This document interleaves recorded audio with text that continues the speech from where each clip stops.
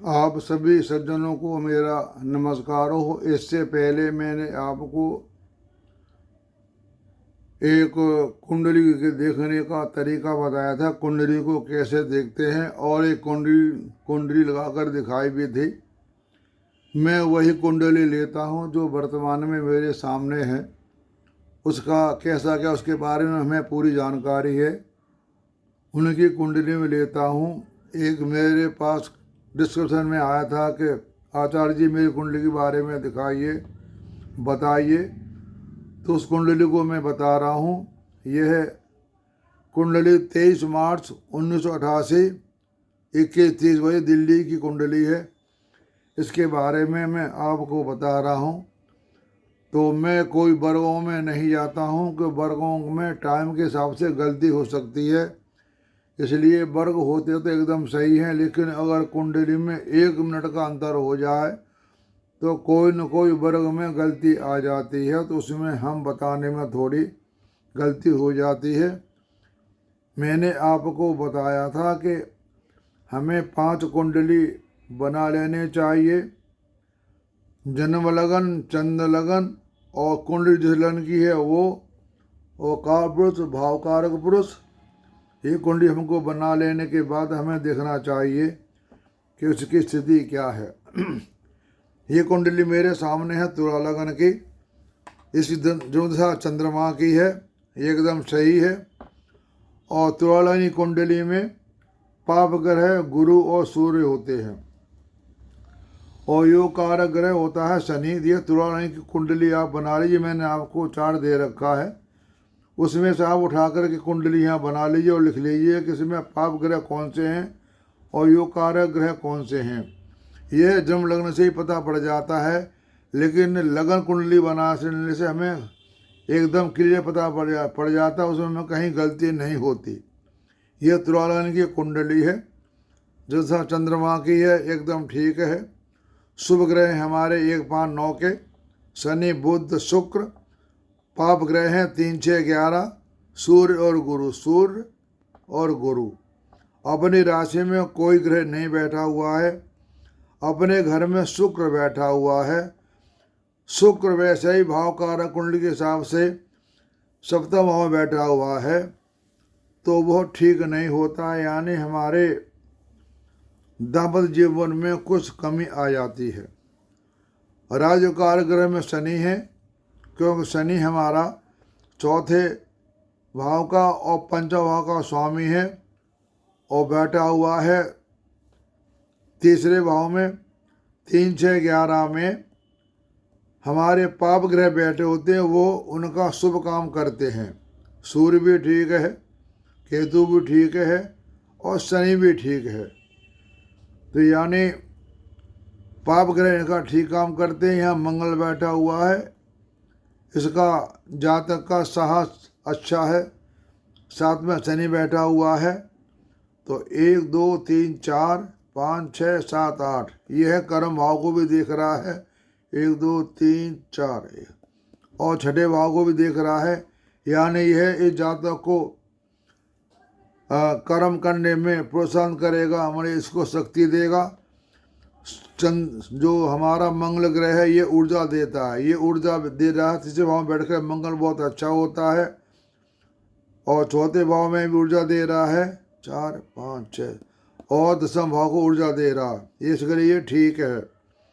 इसकी जन्म लगन मजबूत है, गुरु शुक्र बैठे हैं, और इसके चंद्र लगन भी मजबूत है, लेकिन जन्म लगन की अपेक्षा चंद्र लगन ज़्यादा मजबूत है।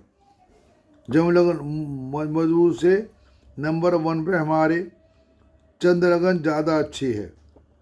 ये है हमारी सम हो गई, न अच्छी न बुरी, क्योंकि गुरु शुक्र दोनों बैठे हुए हैं। गुरु शुक्र आपस में शत्रु होते हैं, ये जहाँ भी बैठते हैं तो आपस में लड़ने का काम इनमें चलता रहता है। तो जन्म लगन की अपेक्षा चंद्र लगन के लिए बहुत ठीक है।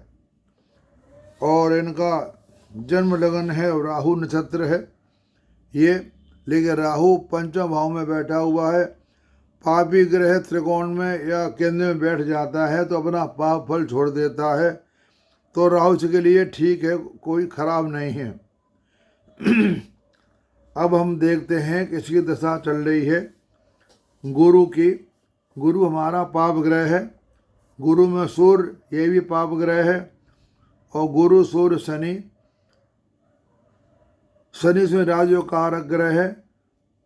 तो यहाँ सूर्य शनि आपस में शत्रु हैं, इसलिए ये ठीक नहीं है। यानी कहने का मतलब ये है, इस जातक के गुरु की दशा जो आई वो इसके लिए अच्छा समय लेकर के नहीं आई, क्योंकि गुरु और सूर्य दोनों पाप ग्रह हैं और गुरु सूर्य शनि आ गए तो वो भी आपस में शत्रु हैं।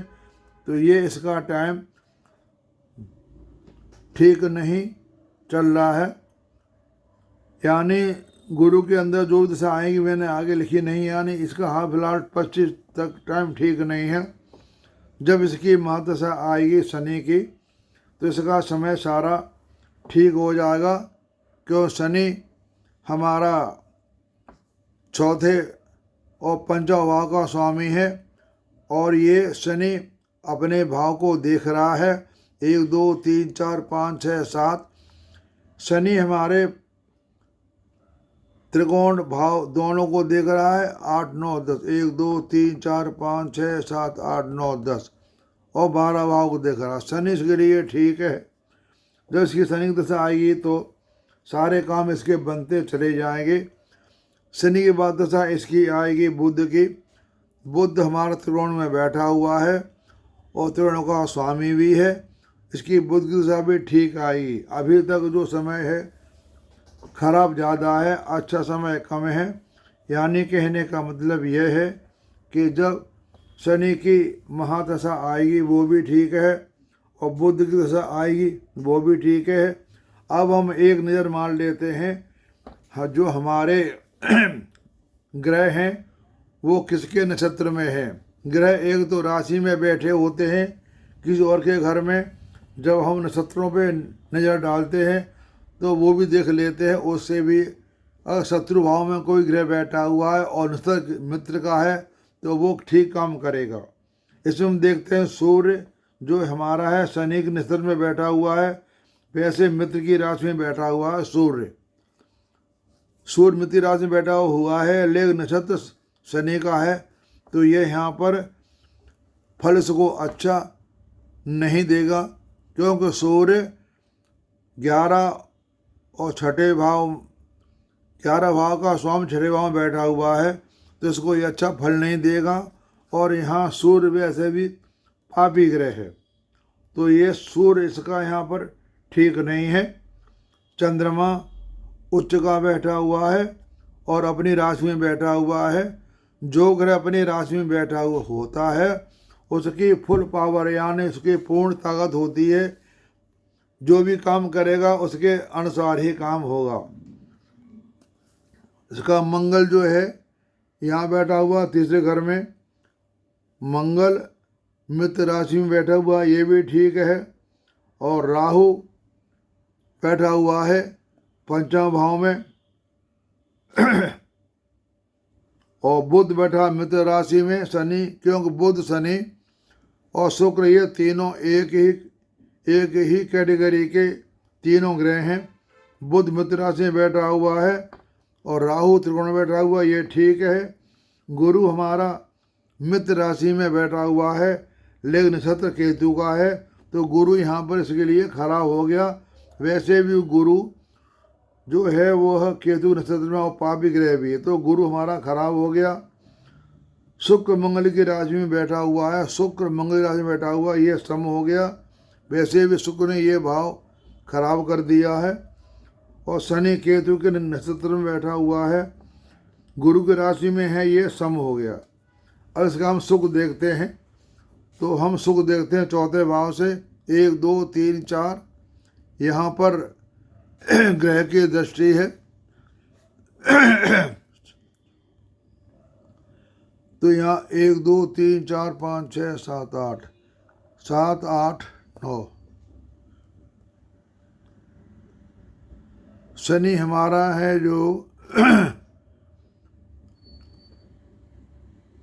सुख इसका तकरीबन ठीक है, क्योंकि ये शनि की राशि है, तो सुख तो इसका ठीक है।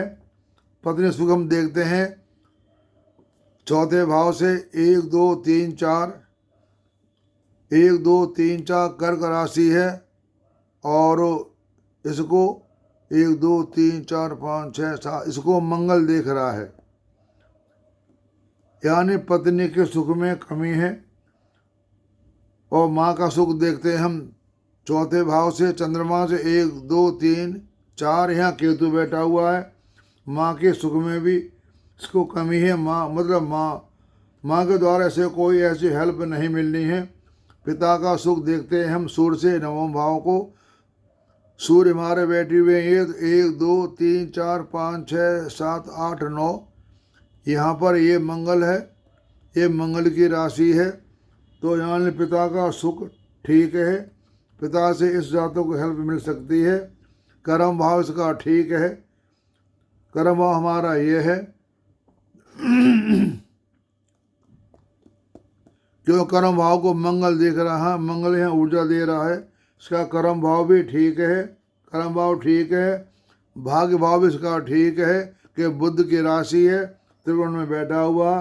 भाई बहन की सुख की इसको कमी दिखा रहा है, क्योंकि यहाँ पर शनि बैठा हुआ है, छोटे भाई बड़े भाई केतु बैठा हुआ है, तो भाई बहन के सुख में कमी बता रहा है।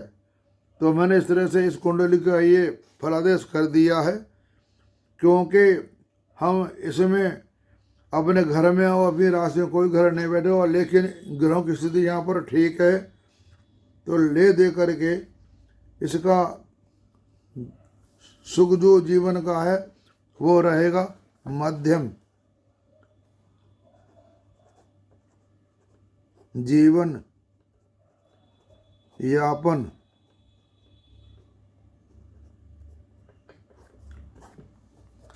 मन कहने मतलब ये है कि इसका जीवन यापन मध्यम रहेगा, ना अच्छा रहेगा ना बुरा रहेगा, ठीक रहेगा, इसमें कोई दिक्कत नहीं है, क्योंकि ग्रह इसके ग्रहों की स्थिति इस कुंडली में ठीक है। तो मैंने आपको इस कुंडली के आज 2 कुंडली के बारे में बता दिया। एक कुंडली देखते कैसे हैं और एक कुंडली का फलादेश करके बता दिया। आपको मेरी वीडियो कैसी लगी आप डिस्क्रिप्शन जा कर के लिख सकते हैं। कृपया आपसे एक मेरा अनुरोध है, जब अब भी आप डिस्क्रिप्शन जा कर के लिखते हैं अपना उसमें फ़ोन नंबर जरूर लिख दिया करें, तो मैं आपसे फ़ोन से कांटेक्ट करके द्वारा आपसे बात करके पूछ सकता हूँ किसी कुंडली के बारे में या आपके बारे में। तो अपना फ़ोन नंबर जरूर उस पर लिख दिया करें।